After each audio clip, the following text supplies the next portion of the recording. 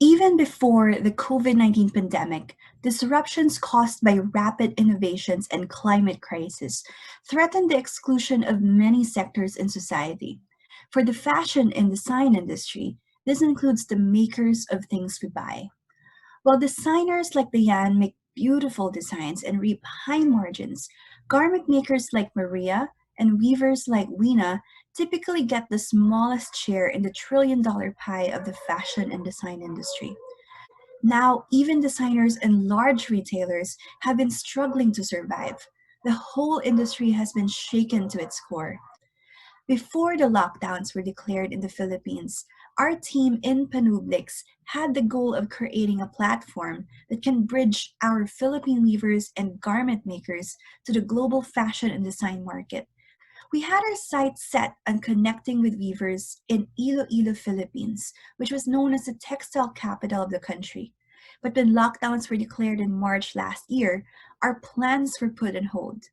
The income of our partner weavers and garment makers decreased by 90% in the second quarter of 2020.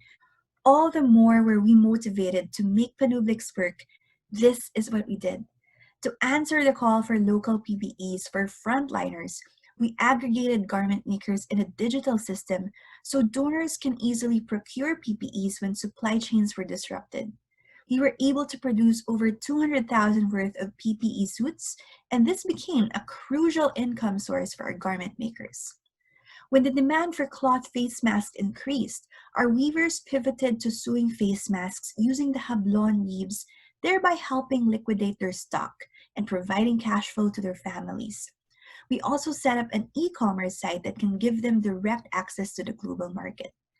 Since launching the site in August 2020, we've received over 120,000 worth of orders in face masks, Hablon weaves, and scarves.